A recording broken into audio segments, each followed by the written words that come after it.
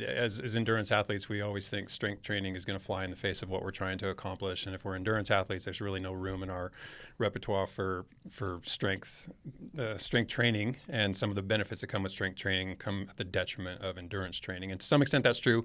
But for the most part, even high-level cyclists can benefit from some form of resistance training, whether it's plyometric training or really tempo-specific stuff, or a bit of cross-training in the off-season, body weight work, heavy work, whatever. There is room for improvement. And then I also wanted to say that there's tons of benefits apart from being a better cyclist. Just be a better human. Just have a more capable body. Just be stronger. I can think of a specific cyclist right now. He's a young dad and very much a cyclist build. Does not do a lot of functional training in any way. Threw his back out with his kids, right? Yeah. So doing the simplest things. Right. And then as a result, also his cycling suffers because his back missed time on the bike, and power transfer goes down the tube. Yeah. So it affects you across all aspects. Ask yourself every time you go to the gym, or ideally before you go to the gym, what do I want from this workout?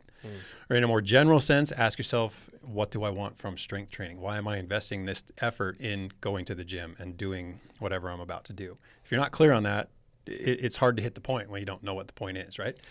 And again, strength training takes many forms. It doesn't mean you have to go in and do bench press and squats. You can do a lot of things depending on what your goals are. So again, totally. What am I after with this workout? What am I after with my strength training? Yeah. Okay. And then I'm just going to touch on this because we've covered it so many times, but in terms of scheduling concurrent training, so endurance training with strength training, the recommendation is still the same. Try to separate them as much as possible because there's overlap in the signaling that takes place at the cell level. Strength work tells your cells, I want this form of adaptation. Endurance work tells them, I want this form of adaptation. Which form manifests more than the other depends on the timing. So try not to overlap those signals if at all possible.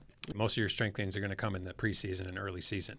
Past the point, you're doing so much work on the bike, doing any real strength training outside of maintenance is going to be a really tall order and probably not productive. Should I do my strength training on my rest day?